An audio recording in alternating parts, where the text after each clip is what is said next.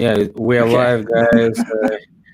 We have a legend from the Matrix, the Neo of uh, Minnesota, I would say. Are you right now in Minneapolis, Andreas? Could you I say? am.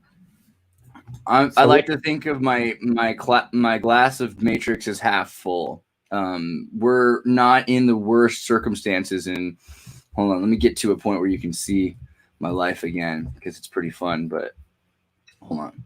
So I'm here in Minnesota, in Minneapolis. I'm actually about 15 minutes maybe from where the George Floyd incident occurred. There's been a lot of crazy stuff going on here. It's so you've seen, I'm sure everyone's seen pretty much most of what's going on. Yesterday was just insane, but the last week has been crazy. There's been fires. The police station was taken. The whole place went. I mean, you saw CNN's crew getting arrested, which was really, therapeutic for a lot of people, including myself. But yeah, like there's utter chaos right now. So some of the interesting things I've noticed was Brittany's sister. Her work was trashed. A pharmacy, like the pharmacies have been hit.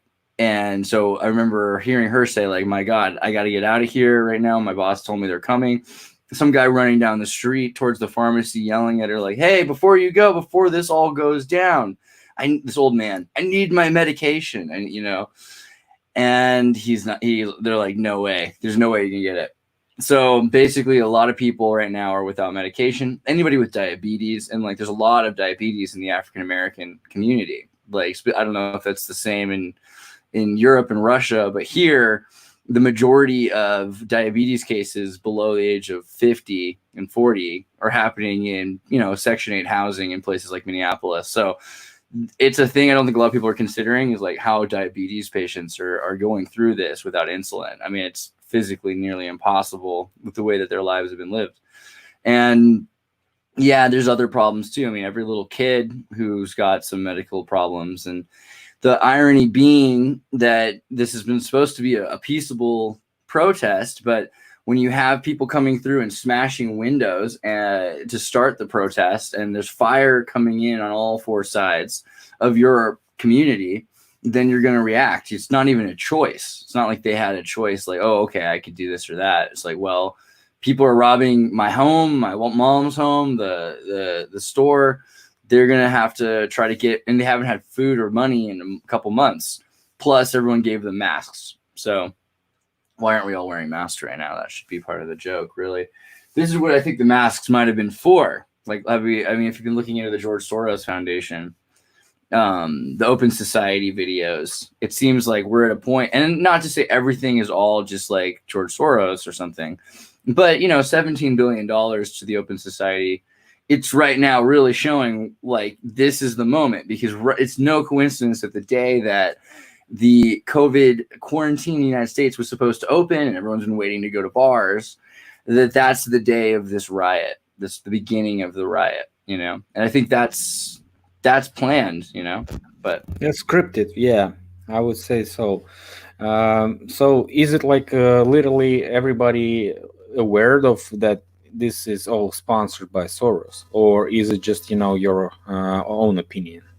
Well, that's funny. I don't know. So I'm in a few different groups on, it's weird. I'm in the middle of a lot of different communities. So there are those who love George Soros and think George Soros is really helping the world because he's getting rid of this thing that's standing in the way of a global society without borders. And so, I know a lot of people that think, oh, well, George Soros and his son, they're really doing God's work. Maybe they wouldn't use that word, but they think that he's doing something right. And so you'll also find people saying, oh, wow, every single Antifa, every black person in the United States now is all member of this George Soros conspiracy. And that's just not real either, right? The thing about it is, in any major conflict, you're going to have people that are foot soldiers that were conscripted and drafted. So the way I look at it is that this is an international civil war, and people are being drafted right now because they need foot soldiers. And it's ironic because we always thought, well, the war when it came would have less violence now because we have drones. But if you start looking at international conflicts in South America, the way guerrilla troops have to move through the favelas in Brazil, you start to see this is a little bit more about maintaining order than anything else. And simultaneously, you saw what was going on with Britain, right? Like, do you know about the Queen and everything? They've taken her, kind of disappeared her. She could be, who knows what's going on if she's, if there's anyone singing God Save the Queen anymore. And now they've got on Buckingham Palace where the gates used to be. Almost want to find the picture. They've taken down the sigil. They've taken down the sign on Buckingham Palace. And there's been a number of people kind of confirming that there's a King John coming. And so King John's the new de facto, because the royal family can't continue. They'd made plans that it would have to be Harry or Charles, who are not legally or biologically the children of King Charles or Prince Charles. So, but he should be king right now, technically, except for this is going on. So that's the other side of it, is there's an international conflict. And I don't think anyone's even looking at India. Like, have you in Russia, hopefully you guys know I don't know. I don't think Americans know. Like in China, they've invaded India. They've invaded into Kashmir. 10, 15, 30,000 troops are in India right now. So this is a new Odessa situation, sort of. So who exactly? Pakistani and Chinese? So there is Kashmir is an interesting location. It's never been a place where there's two things you always think of when you think of Kashmir, if you're thinking correctly. There's really nice sweaters. Bill Gates has a pink one. And there's also gunshots. Like usually if you're in Kashmir, you hear gunshots. It's like roosters in the morning, it's just like all the time. Because for the last 50 years it's been a militarized zone. Now China's like, well, let's do it. That's the thing. Everyone's mobilizing. Russia's ready to go west. I mean, the NATO Polish war games aren't going to be games. No one's playing games this year. And so there's going to be a little bit more. I think this is another interesting thing about nations being, if your nation, which is a group of people, are in every single state, which are these resource-bound locations, then and this isn't just Israel. We're talking about everybody. There's Russians in California and in Brazil. There are Indians in California and in Pakistan. There are Muslims in India and there are Hindus in Pakistan. The Chinese, like, this is the future conflict right now. And what's really going to be weird is when we start seeing Pepsi. Yeah, the Odessa situation to up North Angler. I see that comment, and I would say yes. I'd say that the Odessa situation is not exactly alone in Crimea, because Crimea is also there's a certain. This is a personal opinion. I think Crimea has a certain amount of legitimacy. There's a reason why that happened that way. It wouldn't have happened that way if there weren't a bunch of Russians who've been living in Crimea for centuries, really. But well, it's kind of mainstream point of view. I know. I'm sorry. What I'd like to talk about is actually I have some points written, and so maybe a short exchange of different opinions. So they say, like, right now there's a joke. Trump would prefer to live in Kremlin right now. So is it true or false that he is, like, hiding in a bunker right now? Those are two separate questions. Let's answer the second one first. Did Trump go underground into his bunker under the White House? Of course. Now, was it because he was really afraid the White House was going to get invaded? Not really, because let's be real. Like, the American Ninja Force has drones. If we really wanted to, we could lay them down. Like, you're hearing people say light them up when they're shooting paintballs at Americans, because they don't want the Americans to react as hard as they are. And a lot of the thing is Americans are being led by the media against the state right now. You'll notice that they didn't open fire on protesters. They didn't stop the rioters and looters. They didn't make sure that everyone stopped looting the stores. And you see cops 30 feet away that aren't stopping that. So this was clearly more of a maintain order than maintain capitalism, which I think is interesting about where we're headed in general, because this wasn't to protect the stores. This was to protect the state. But meanwhile, the state itself is under attack from all angles. I mean, you've got police essentially that are part of, I mean, I think most people know most cops in the world have a second paycheck. I mean, there are legitimate cops that are not, I know people that are legitimately, like, they went to high school and they wanted to help and they became police officers, or maybe they were in the army and they became police officers afterwards because it's the only life they knew. There are good people, but the way the system works, they don't pay them enough so that they have to get a second check. They have to get it from the mob. This has been going on since the mafia. And so if Soros is sending checks, and especially if you start looking at these swing states where you have these really confused lines because they feel disenfranchised from political politics from one side and the other, then Antifa starts to make more sense how it can be implemented. And you can't just call it Antifa, right? Because if Antifa is fascistic, then you're becoming Antifa, but that makes you fascistic. So there's this recursive idea, like we're back in the communist Red Scare in America, where we used to say, oh, he's a communist. Now you say, oh, he's a FA or he's an Antifa. Doesn't mean much difference. It's just like monopolizing the name, the brand. I have friends in Odessa, and there's nothing going on there. Well, it was just like, different region. He meant Crimea, I think, right? There was some things in Odessa 10 years ago. The thing about Odessa was that it did get mobilized and become a Russian state, but it was one that wanted to be. That's my opinion. Okay, next point. Is it really the protest of the poor, as you think? Well, okay, so George Bernard Shaw, who was a playwright and a utilitarianist, and when he died, he was stuffed. So you can go and you can see him, and he looks like this giant cockroach in a suit.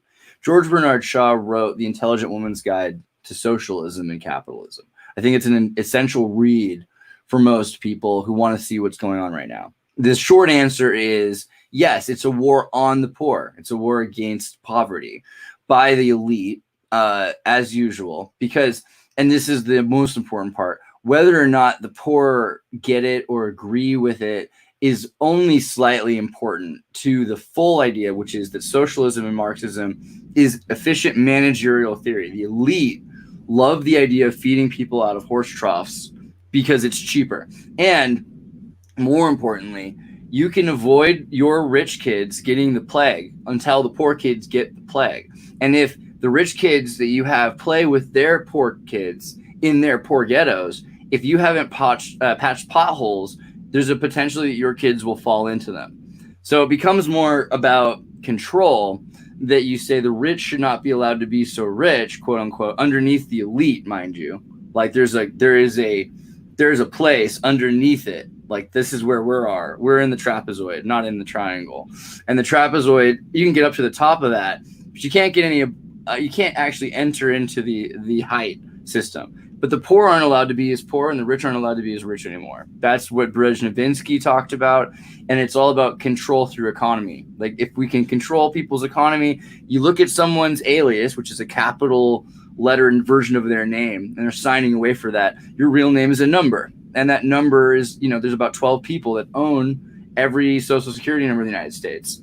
I don't know how it works in Russia, but it's probably very similar. They have people that they invest in, and this is the amount of money they're willing to invest towards their education, and you get paid back out through social services and social security more if you're a more valuable slave. So it's important to them, for the poor, to be as utilizable and valuable. But simultaneously, the people want to be paid too much. They don't want to pay them that much, and they don't need to because of automation and machines. And every day it's becoming less and less important to have billions and billions of people that follow their way of life and that do what they're told.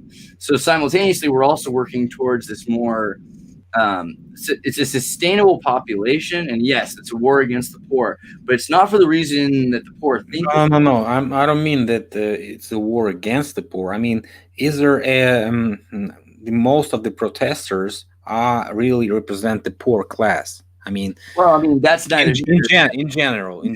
That's neither here nor there. But yes, sure, why not? I mean, so let's say you've got a bunch of poor people, and you put them on boats and you drop them off somewhere, do they not just become soldiers? So, I mean, these people who want to redress grievances, who can't redress grievances, might be fully legitimate. A lot of them really are. I don't think the ones breaking the windows who turned out to be Jacob Peterson, the cop, I don't think guys like that are necessarily legitimate, though. And I think that the bigger issue is if you get a big crowd of people, it's really easy to stand in front of them and talk and say, oh, I'm here on behalf of them. This is what they're all about. Let me tell you about what they're all about. That's what's going on with the poor usually, is that they get represented by people who don't represent them correctly. I think that's just today. The point is just the poor just represent more people, and in general, if you look at the right, if the mob is very big, you find more poor people because they look like more poor people than just a couple of rich guys, which I saw right now in Santa Monica. They arrived at the protest at the near Santa Monica was cross near section, and just dropping their Rolls Royces, Range Rovers there, and nobody is even setting up on fire. So they and you saw the bricks, right? So that's the other thing, is that there's a bunch of milk trucks, and I'm friends with a lot of different kinds of people now. I see on their posts pictures of milk trucks and people. There's picture. This is a big boogaloo moment. People, you've heard the boogaloo. It's this idea that there's going to be a kind of civil war in the United States that leads to a Starship Troopers future. These milk trucks being posted. They're like, this city, this city, this city. Don't forget to go to the milk truck and get your pallet of milk. They're talking about bricks. And there's bricks being left in Texas and Dallas and Austin. There's bricks being left in Seattle and Los Angeles and Oakland. There's bricks in Minneapolis and in St. Paul and Twin Cities. I'm sorry. Who's dropping off bricks, right? And it's like, I remember in 2014, I grew up in a place full of, university town with progressive liberals. They would go on a peaceful protest. A guy shows up with his own rock in a street without any stones in it. There's no pond to pull a rock from. He brought it with him, and 6 guys show up at the same time, and they start smashing all the Urban Outfitter windows and all the stores. That made national news. So the more it's like well presented national news that's caught on camera, the weirder it is. And I mean, the same thing with the arrest of Omar Jimenez, right? Like, I mean, they're arresting these CNN guys on TV. It's great because it makes the whole crowd feel like participating in it. And so you have two kinds of people. You have the people that are saying stay inside and don't go outside and just wait for this boogaloo to be over. And then you have the people that are like, they're out there because they're willing to die, whether it's to shoot people with a camera or otherwise. That's the other thing. There's a lot of people out there that just don't even care about the ideological politics of it or don't even see a solution, but they're just filming it and they're getting shot. And this is the crossfire that they're like, hey, there's friendlies, and it's human shielding. That's the real truth of it. You look at the Soviet Union and World War II, when they didn't have enough people in the front lines, they brought Mongolians and put them in the front so that they would be shot first, and then they would be able to pick up their guns and keep going. It's just using people, and it's really, that's the thing that I find traumatic, is seeing so many people that believe that they're being represented. This reminds me of the Occupy movement, or literally any other Mockingbird operation in history. It's just, when people believe it, like it hurts a little bit, right? Like, yeah. So another point. Hello everyone who joined us. Bacon Awake came. And many more guys. Don't believe these stories about outside agitators. There's a transparent narrative. Yeah, we don't believe it. Try to check it. Can you send me the link to this so I can post a link so people can ask more questions? Yeah. Does Trump actually represent order right now in Minnesota? Anyone listens to what he says about it? So everybody just concerned in the local government. Oh, well, I guess the way you would have to think of it is that as a swing state, I mean, the general public. This is one of the more swingy of states. This is one of the ones that decided the election. So there are blue collar blue laborists, and the blue laborist movement is like the machine people, the people that do all the work here. You'd be surprised how many of them are Democrats.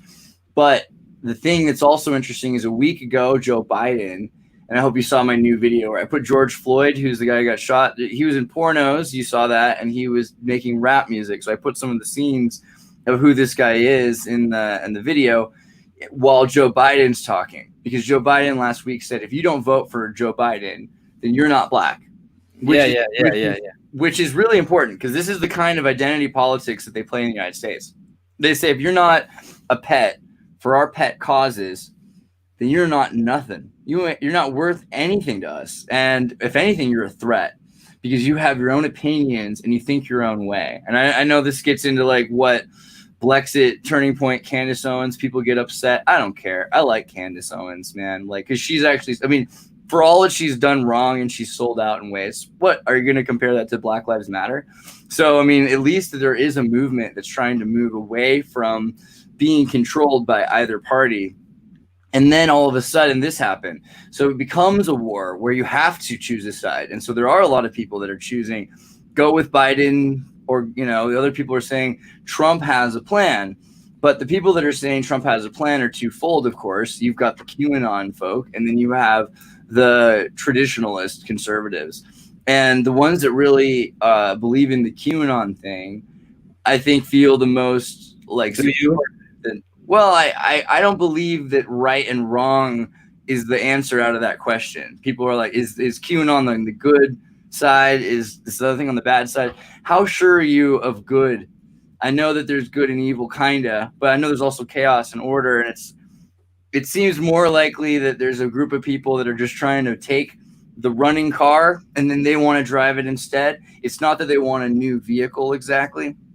I don't want people to think that that there's too much hope in anything other than themselves. But and that's the thing, you can demand a lot. Like, you can, the American people right now could demand a lot, and they're not. And a lot of it is coming down to, I'm gonna put faith into my president.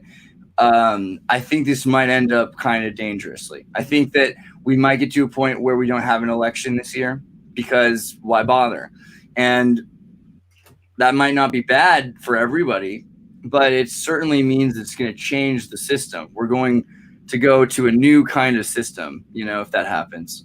Yeah, we have a best example right now that I can say is the constitution vote that we're going to have at the 1st of July, which is going to be a remote, distant vote via computers, via PCs, guys. So we are like practicing right now, and probably going to be the new era of voting and stuff. So the next point I wanted to address is like, what is America missing right now? What is wrong? And so I also made a couple of notes.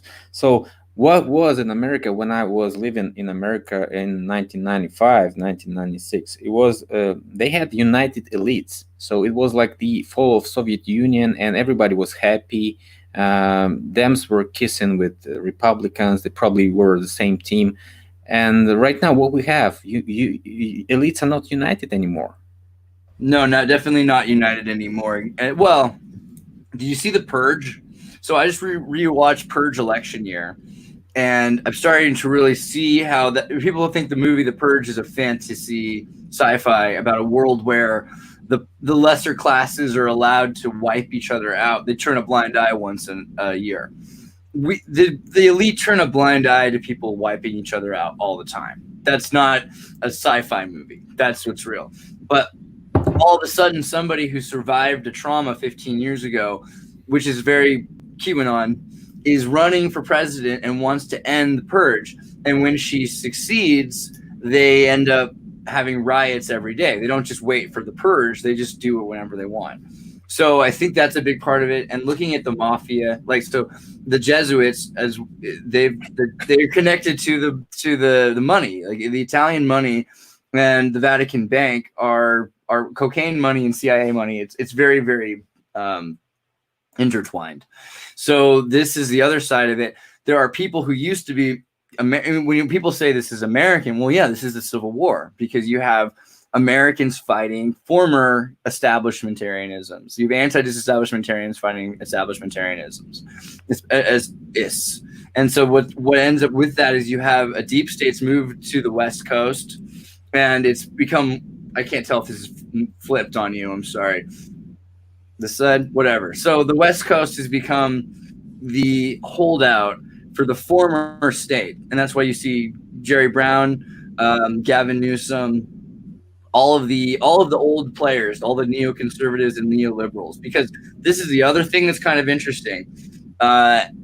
There is a very close connection to Marxism to the political parties in a more fundamental sense. The neoliberals and the neoconservatives both started out as socialist groups, and the one was more Trotsky. The neoconservatives were more into Trotsky. The neoliberals always liked Stalin, and this ironically, plays out today, because after the fall of the Soviet Union, when they realized the Soviet Union wasn't all that it could be, and then they kept pushing it to make it exist because they needed it, like they needed something to fight against. Now we're at a point where it's come back around full circle to what Marx talked about. I mean, we have cryptocurrencies, which the Jesuits probably created, and the CIA are using to pay each other. That's the new smart contract system. If you look at the World Vatican Bank and you start looking into cryptocurrency and into NASA and into NSA connections that created this stuff, and Moore's curve, you see that cryptocurrency is part of this new control mechanism. So the elite are at a war with each other, but there's certain elites that are in a war for power from those above that are still in charge. I don't think at the very top is changing. I think it's the second row. And you've got groups from the Jesuit mafia and then groups from the Freemasonic hidden hand that are kind of disputing who's to take over. Meanwhile, some of the stories about all of the royal families not being able to have their own children, either biologically or because of being controlled by the Rothschild family through the Jesuits, which makes more sense because the Jesuits, again, they don't want people having their own kids. They want to raise the kids of society. So what I see is kind of, and you look at Trump's going to a Jesuit school, and you look at to start checking out the connections between Jesuit universities and the CIA, it becomes pretty obvious that there's a mafia kind of transition happening here. It's international. But what I wonder is who's still alive, because economically they haven't been able to admit how many of the people are dead. They haven't been able to admit how many people have been arrested. And so this is where some of the QAnon stuff becomes really true. I mean, it's like you can see all that stuff's true. There is clearly an underground struggle happening. And then you wonder also about the tunnels.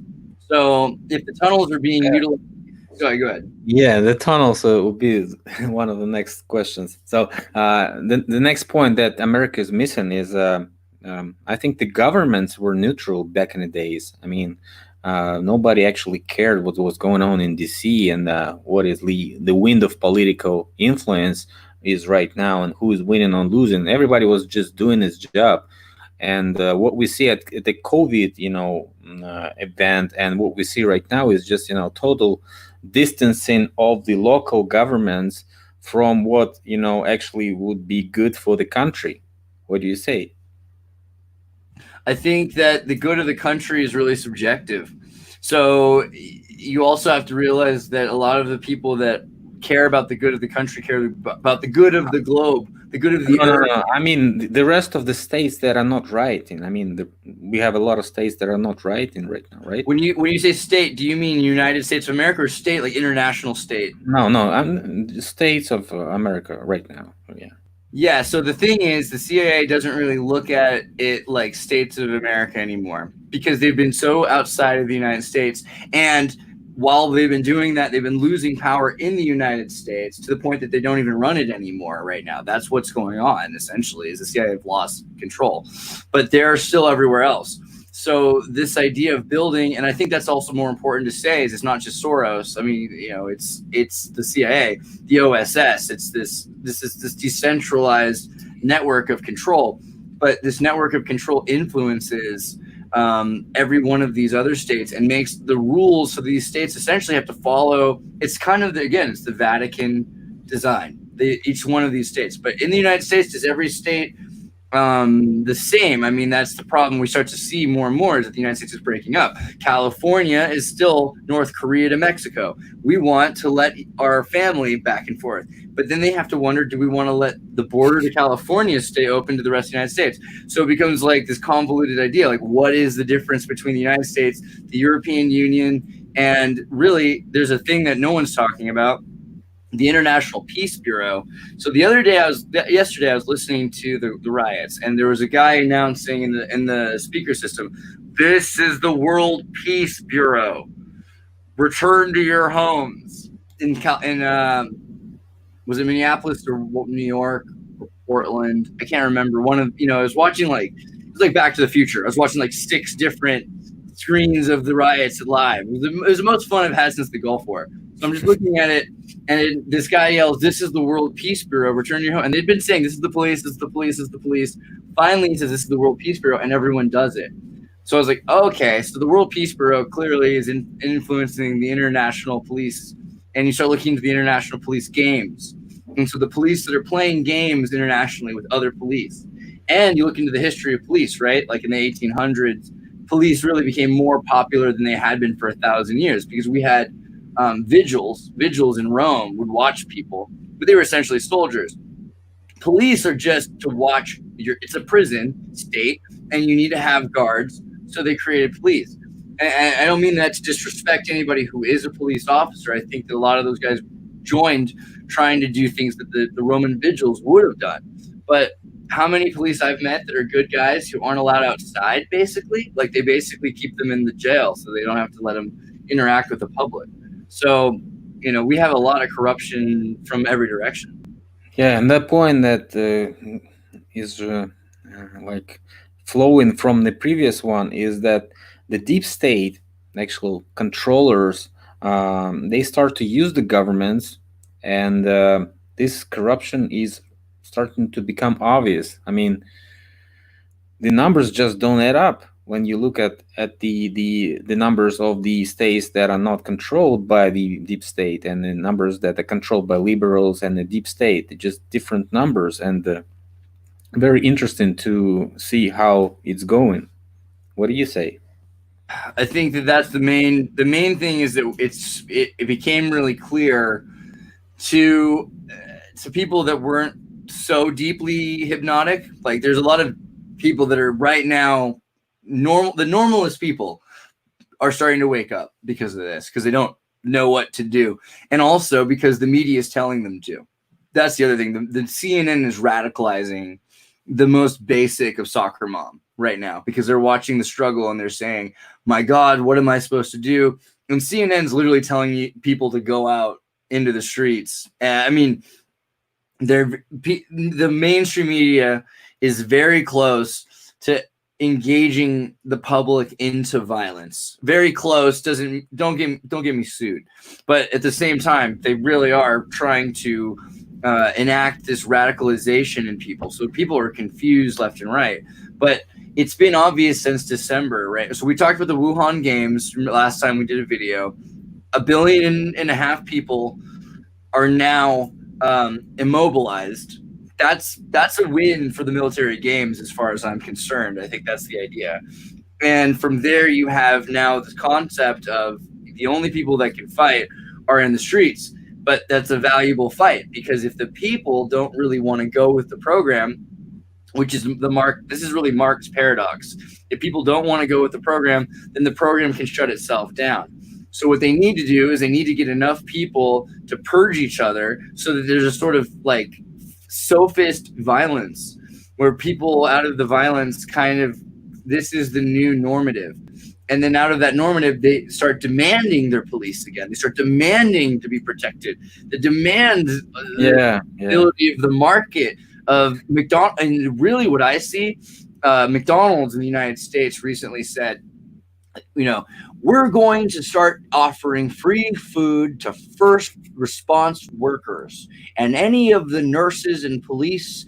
It's our way of saying thank you, which is like, You know, I mean, anytime McDonald's says they're going to give you something for free, you should be scared. But you start looking into it and it's like, okay, well, the U.S. government is seizing businesses because as growth climbs, and this is, again, Marxism, as growth climbs, there's a point where you can't sustain it. And there's different maps that I can show you, like growth versus collapse. The higher you grow, the quicker cancer. It's called cancerous growth. So at a certain point, you need a military stability that happens where they say, we are no longer going to concern ourselves with growth. We are now going to plateau, but we will continue to feed people. And you start looking at central planning, and they're saying, okay, the U.S. always said central planning, that's why communism doesn't work. Well, look at Pizza Hut. Look at PepsiCo. Look at how centralized all that stuff is. So the militarization and corporatism of corporate capitalist fascism, that's probably more likely to make it than capitalism itself. This is why all the businesses are being laid off. The insurance companies are going to build this new system. And if you look at Andrew Yang, what he was saying about how economics work, we could pay people or give people a Das Kapital coin for food and for reserves and for rations, and it would lead, follow, get out of the way is the Marine slogan. Lead, follow, or get out of the way. So this is where we're headed, I think, is more than anything a Starship Troopers world where some of the systems, they will enforce their stability. And it won't matter whether you want a new phone next year or not. Like, we're probably going to see LATAs and things like that. I mean, this is the only way it works. And if you start looking at the Soviet Union in the 70s, they have like cannabis, biodiesel, oil. I think we're really getting really close to a sort of Khrushchev period. And that's, I mean, I don't know how else to describe it, but that's what I see. Yeah. And talking about McDonald's and Burger King going out of the business, that's never going to happen, guys. This is ridiculous. I mean, they will survive. They will survive. American corporations like automobile industries are purchased and socialized essentially by the state, right? That's what I mean by the LATA. So we could have like the Fiat become the LATA. We could have an American GMC take over things. You could do the same thing with PepsiCo and McDonald's. You could have the U.S. government take over that, and then they could guarantee people that they have that. And PepsiCo owns Quaker Oats, so you get your gluten-free oatmeal. They own Pepsi products, which is very important in the Soviet Union, or I'm sorry, Russian Federation. Wink. And then you've also got Taco Bell and KFC. So it's idiocracy. Like, you don't need to. They will not go out of business. They will go out of capitalism. They will go into consumerism, which makes them more money anyway. You know. Yeah, they never will lose. Everybody else will die, but they will win. American people never starved in general, and I don't even remember actual, starvation in America. Everybody have we had it in Soviet Union, the famous Holodomor, and famine in Russia that was in the 30s. And I know about the Great Depression, but I don't even know if anything like this, like a huge famine, was happening in the United States. And what right now could be happening if those guys will, proceed these riots, and more business will lose their rent, places will be burned, and those markets will be burned. I don't know who's going to be selling the food, who's going to be providing the food for them. McDonald's, freaking Donald's. That's what I mean. Because centralization of planning is the only way that it can work while there's a military war on. This is a worldwide civil war. So you're gonna have Fanta again. That's where we're at. Like, there's no other way to do it. Like, they're gonna have to make military spam for people at a certain point. And corporations are gonna do it for the states. And that's where it's gonna become also interesting, because China and the United States, that relationship is done. We're talking Taiwan and the United States, which is awesome. I love Taiwan. I'm really excited that we're doing that, because there's a lot of really good things to come from that. But at the same time, what was once intertwined, and not everywhere in the United States is like that, by the way. California, I'm getting stuff from AliExpress or whatever. Now I'm in Minnesota. People have to go to the store that someone bought something from China. So a lot of the Americans don't really have the same experience that I had, but we had a very intertwined Silicon Valley with California, with China. That's not the case anymore. And so the future is going to be China goes one way and the United States goes another. And the interesting way is different. China is sustaining glitch growth. When American has an idea, China will take that idea and it will sustain it. So we'll keep growing and they'll keep sustaining it forever. But the United States builds, it's just a fact. I'm not trying to be, I mean, Russia does better than China too. China builds poorer than other states. They're specialists. They do good things. But like you take a Raspberry Pi computer, there's one example. I did this the other video. You take one of these computers made in China, it's crap. This is made in Canada, but it still can run twice as hot without melting. Little things like that. Better materials really matter.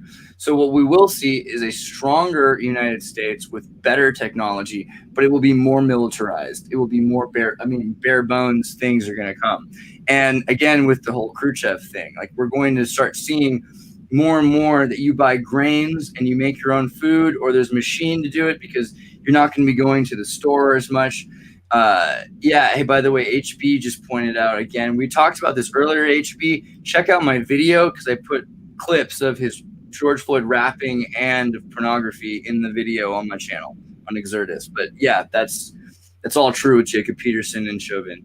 Yeah, by the way, we've checked the cop. He was kind of relevant to some actor, but I've checked it like a couple more times. The actor is like 6 feet 6 inches, something like this, and the cop is around maybe 6 feet tall. So probably that was not. Why are they always Osama bin Laden tall? You know what I mean? Like there's like a crazy height. No. The actor right. That's supposed to be a cop. I mean, yeah, Benjamin something, the comedian actor. Yeah, they look totally the same face and stuff like this. But you guys, I hope you guys have heard what Philip's talking about. Look at the video of the cop killing the guy, and look at the cop who's arrested.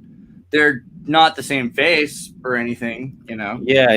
No. I actually found the cop that was arrested picture, and he looks exactly like the cop on the video. So that picture that was dropped in the media, that is fake picture. So yeah, I found the picture. Let me just screen share it to everybody. Let's see. That is his picture. So can you see it?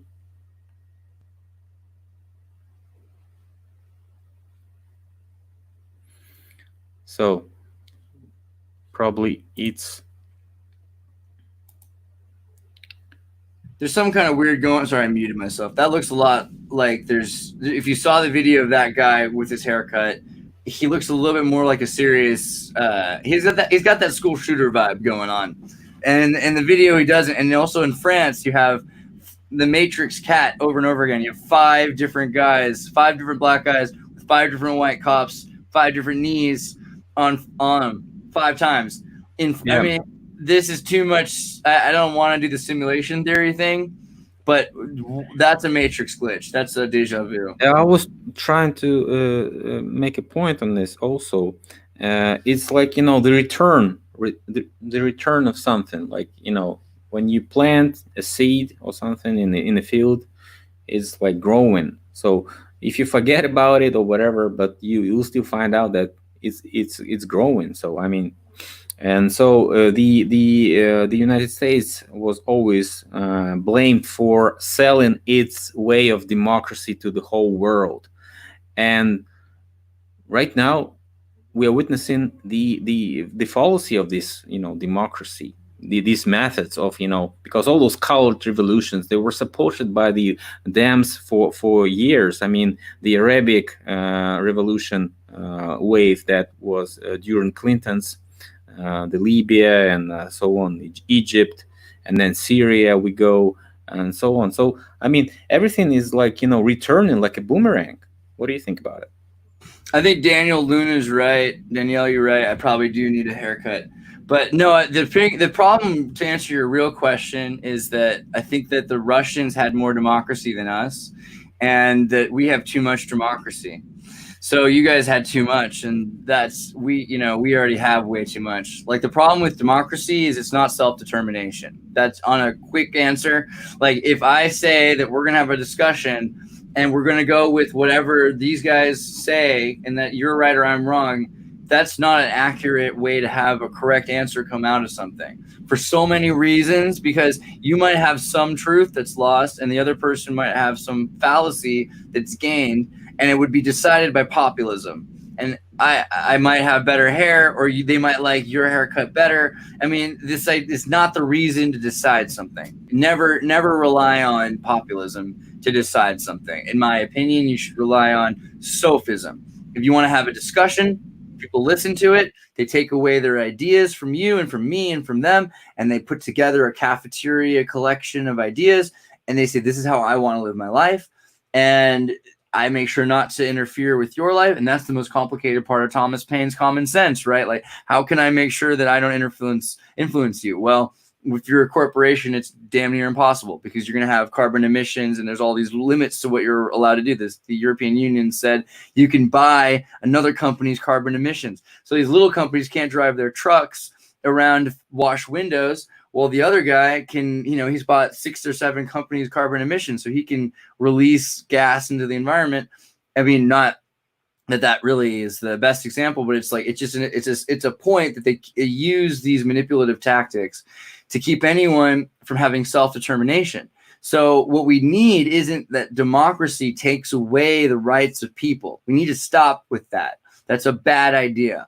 And looking at Europe in the last 20 years has traumatized me. Western Europe is just, my God, man, what have you done? Like, I feel like I'm in Back to the Future, and I'm like, change it before it's too late. Like, because they all think that they have a right to decide what exists or not. Like, they're like, oh, you can or cannot have a gun. It's like, well, they exist.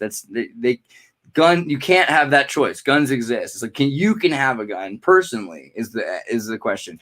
And so this is the psychology that comes with democracy. It's a false paradigmic psychology that you have control, which is ironic, because the idea is you're relinquishing control because you don't have self-determination.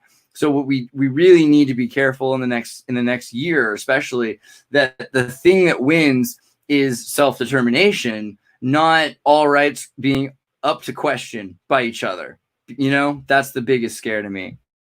Yeah, there was a point also made by somebody about the crisis that was upcoming this year, and he was like really talking about something like riots, and I don't remember actually what was the prediction, but what I can see is like I wrote some notes about it.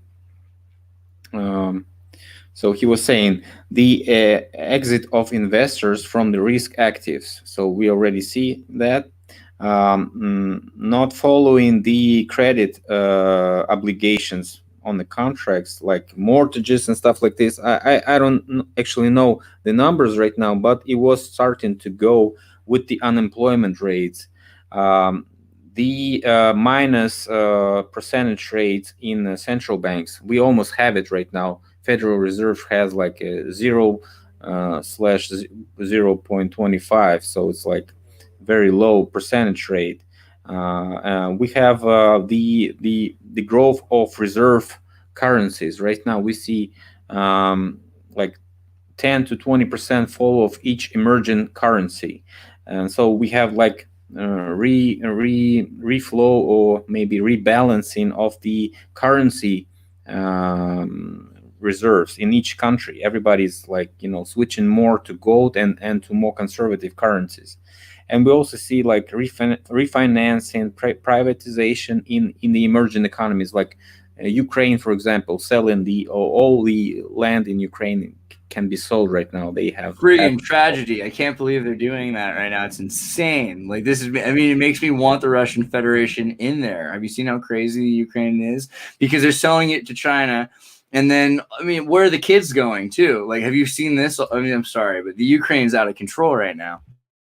Yeah, it's just crazy story, because Ukraine is in the leading lane of what's going on right now in the US, because we have this Biden Poroshenko leak We have this, yesterday the truck driver was supposed to be Russian, but they found out that he was Ukrainian. He was trying to go through the highway with the whole bunch of people in there. So, and they found like he has a bunch of Russian friends, and that was a Russian, collusion again in this riot starting.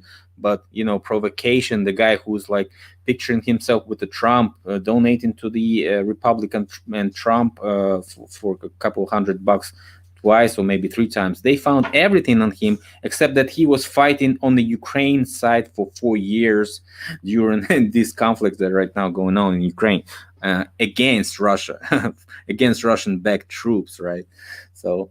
Oh, that's a nice little addition to the narrative, the public narrative. My God, like. Yeah, a bunch of crazy stuff. And what else? In New York also, just really quickly, like we have Russian spies that were disappeared. This is a big story that's being hidden right now, where they're Russian nationalists who were poisoned.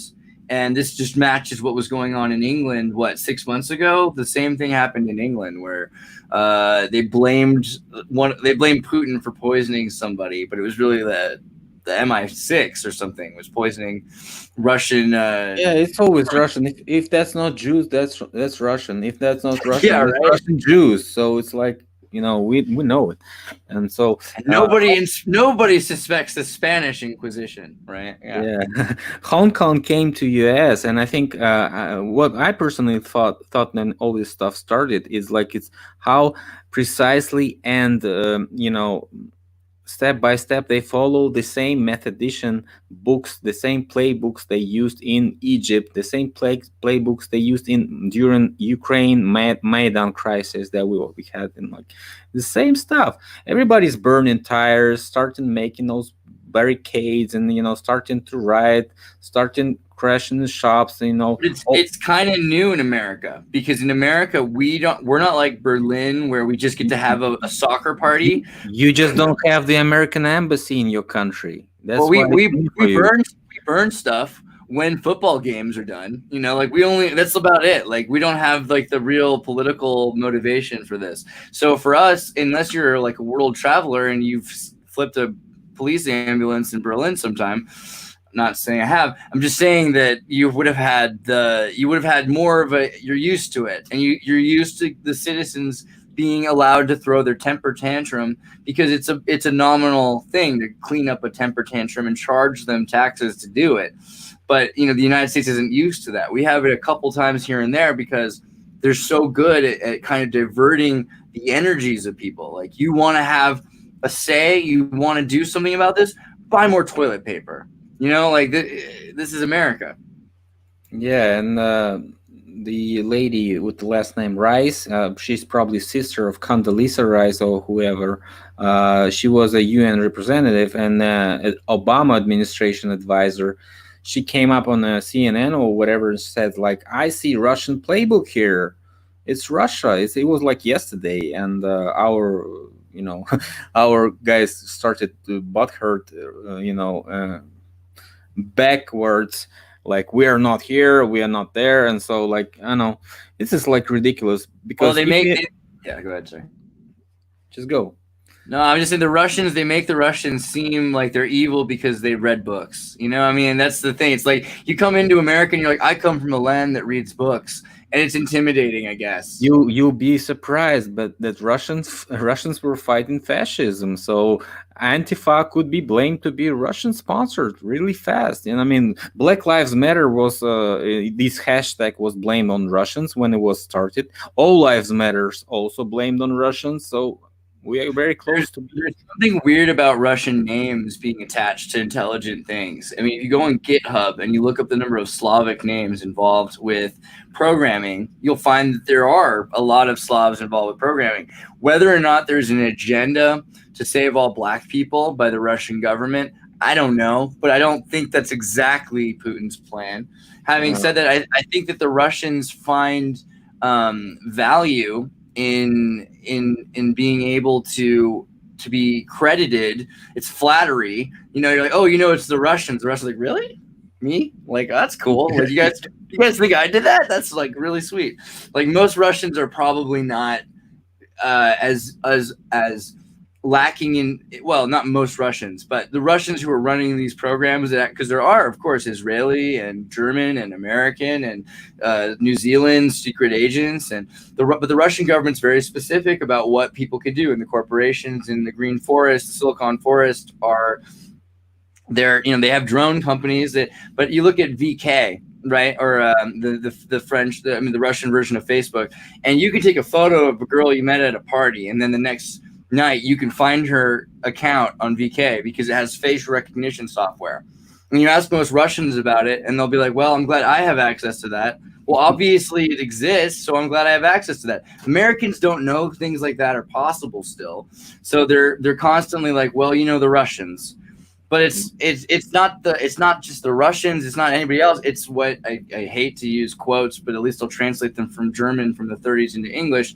It's the globalists that are as comfortable as they are in Poland's city Warsaw as they are in New York City, New York City. There are people that are city people that are globalists that are traveling everywhere. And sure, they are, they might have lived at one point in Moscow or in France, in Paris, in New York City, in Budapest, in Malaysia, or in any number of places, Tokyo or Shanghai. It's not that important to them, but we look at them like, oh well, they were very pop. It's like Joe Rogan is Italian. Well, his family come from Sephardic Spain 200 years before that. Like, so who's sure that anybody's state today is really their interest? It's more the ideological politics behind it. So America's scared of the wrong thing. And what's really crazy about it is like Russia was really involved at some point with Hillary too. So this whole idea that it was one way or the other, Russia has to make deals with the countries that exist. So to say that it's all Russia's fault for entering into a negotiation to buy uranium, you can't blame Russia. You got to blame Hillary Clinton. That's the only person you can blame for that happening. So I don't know, blame yourself, America. Just once in a while, take responsibility. I'm sorry. I think the real exchange is like going on between China and US before this trading deal. This step number 2 is signed, and so the US kind of can't beat China for everything. So it's like whenever they want to hit China, they just hit Russia, and that's looking like more like threatening to China. Like look. They're beating Russia. Next are we. So let's just know. I don't know. It's really stupid. This narrative is stupid. If you have an exchange with country, if you have a trade war, if you have like this, Twitter war between you and, the embassy of China, I don't know. What does it have to do with Russia, actually? I don't know. Well, okay, so I did an interview recently, and I have to re-upload the video. The guy, you've seen the first one though, David Irving Feisenberg Jr. He's a guy who's been around the more countries than anywhere he's been more places in the world than anyone else. All these cities around the world, and so he's done a lot of Tartarian research himself recently. He was talking about the Uthman Quran, and so when you start looking into Russia's history. Russia's a very big place. It has a lot of families that are very important that go back, and they were powerful in Itaruska, which is now Italy, and in Scandinavia and in California. So at some point, we're going to have to acknowledge that there are families that have built upon each other's experiences for ancestral lineage. And that's a big reason why communism and iconoclasm happened in Russia. They were trying to bring down the elitism because a lot of these people were better educated and knew 5 or 6 languages. And that was a threat to a lot of people. So I think it's still the same thing to this day. Russia is a capable country that is threatening only to people that are worried about controlling the world. Because if the Russians can't be controlled, well, yeah, then you're the biggest threat. This is like the thing about saying the MK Ultra victim thing. If you're the biggest weapon that they can mind control, well, then you're the most powerful thing. So yeah, if they're not controlling you, you know what you should feel? This is also the better connection between Russia and the Black Lives Matter movement. It's like if Russia's no longer a pet cause, because they used to use CIA money to fund the Kazakhstan Cosmos spaceport. Well, now that they're not doing that anymore, it's and Russia's this is a war with the pets, and Russia doesn't want to be a pet. Yeah, Elon Musk is happy he doesn't have to, pay Russians. Not Elon Musk. Trump is happy. Trump is happy he's paying Elon Musk a lot more than he was. I was about to say Elon Musk. Russians. Elon Musk is paying Russians. There's no way you're getting anywhere without Russians' help. I'm sorry. Whether it's there or not, you better get a Russian involved. I don't think they're paying anyone anyway, because it's all staged and scripted on the green screen, Yeah. Well, I mean, those green screens cost money, and lighting things properly is important. Like, look at some of the Gulf War footage from the 80s. You can't even. I mean, it's embarrassing. Look at CNN in the 80s and 90s. It's embarrassing. Like, they needed real lighting experts. It was pathetic. It looks. You can totally tell it's indoors and not really outside. It's embarrassing. What is better than CNN is just check out any footage of first space launches in the 60s, in the 50s, and you find out a bunch of interesting things, About 10 years before the Elon Musk space car, South Park had an episode where the Pinewood Derby, they launch a red rocket car into space, exactly the same roadster car, and then they get tested by aliens to see whether or not humans are liars or not. And then the Pleiadians lock them into it. It's kind of like the Antarctica story. Like, I think there's a bit of this is the idea. Like, they lied, and now we're not going to be allowed into Antarctica or whatever the heck is going on. I think that's why there's a changeover of the Guard.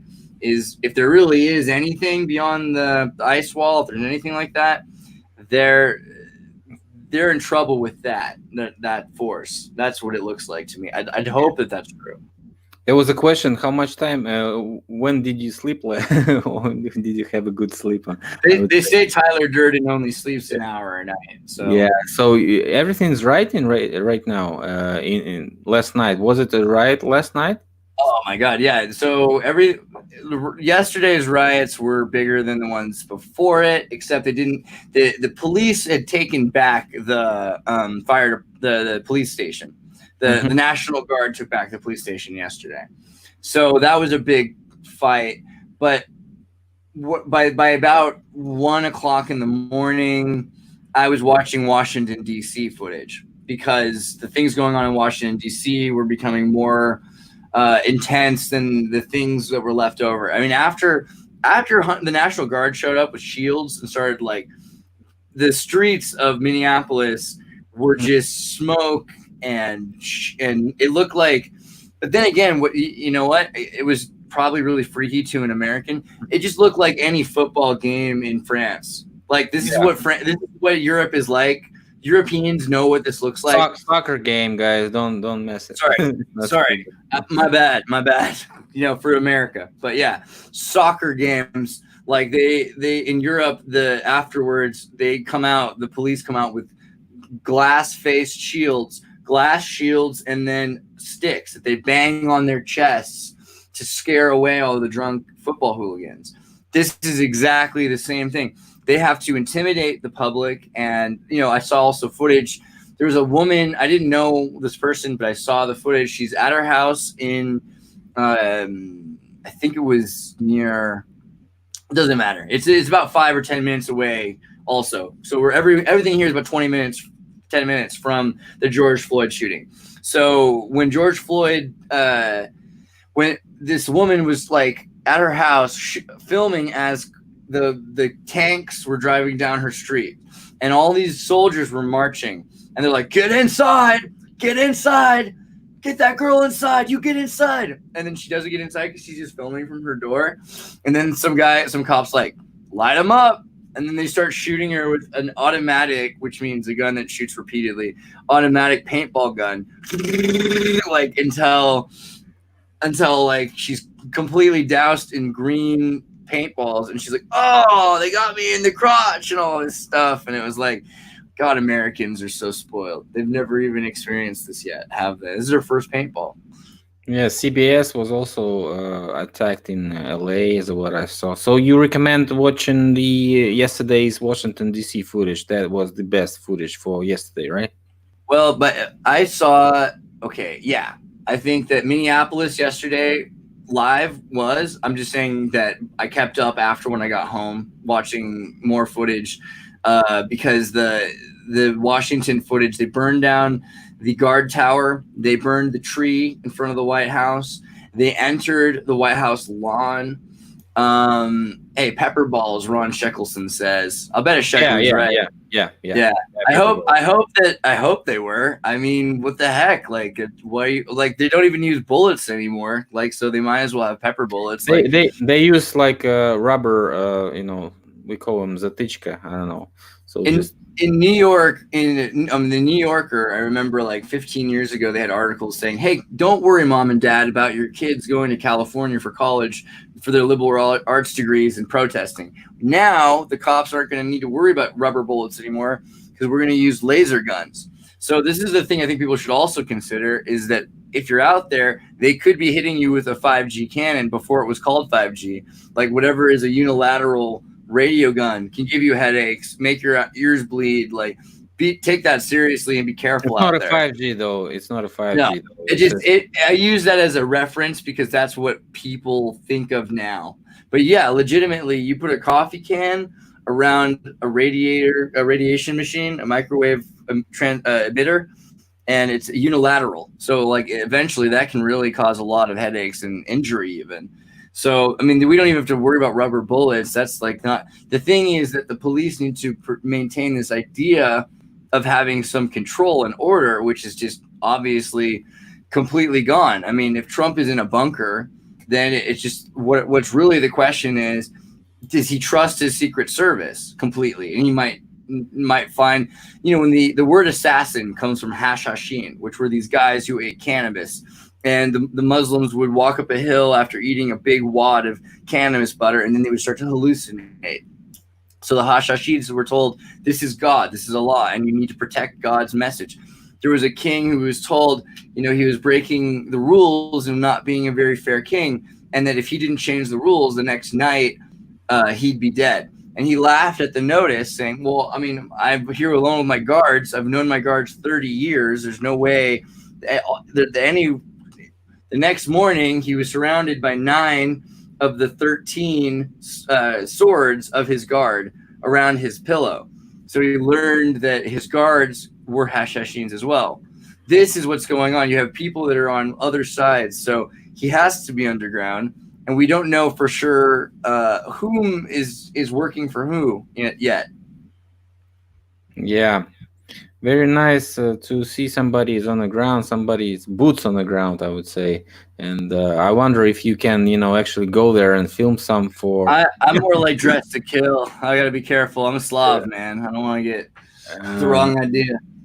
Okay, so we won't mind if you stay safe in your house, but if you can, please film some original footage because we have to witness it because this is what really going on, and this is what is gonna lead us to. I was just mentioning.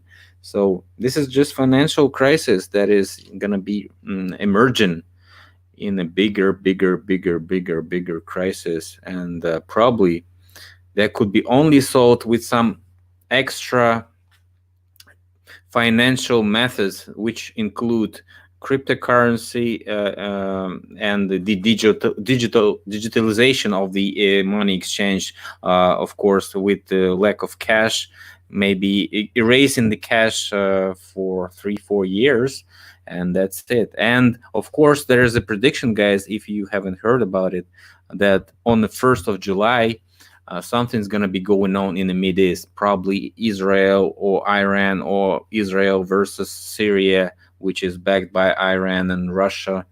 And who knows what's going to happen actually. But they say that there's a large military setup right now. And talking about, you were starting to in the beginning of this chat about the 2020 military stuff in Europe. I've seen a clip yesterday that U.S. just pulling out the tanks from Litva, which was Lithuania, which was like the largest base for the tanks in Europe. So I don't know, maybe that is the end of the the shift, or maybe just they say we're not gonna fight. Who knows? Well, this was supposed to be the war games, and so Yeah, every year yeah. we fight games. What's weird is this is less of a game, and the teams haven't been decided perfectly. America seems to be pro-Russia and Japan, but Russia has been dealing with Israel and China, more with Israel, and Israel's been dealing with China. So it's an orgy of confusion, and everyone's lack of fidelity is making it harder. And whatever's going on in the South Sea right now with Japan and China should be addressed also. And I say people should look into Kashmir, look into India, in Nepal. Look what China's doing. Yeah. Look what China's doing by invading countries right now. The second setup is in the middle of Asia, and you're correct, because Kashmir is close to Afghanistan. Afghanistan is the place they're gonna be starting the war in the Middle Asia, which is like most Kazakhstan. Americans don't know about Afghanistan's conflict with Russia. Also, I think Americans should know that the Russians were involved in the 70s, and there are Russians living there that to this day have been kind of converted. Well, the Taliban deal, and we've been talking about it in one of the previous chats, I think, with you or maybe somebody else.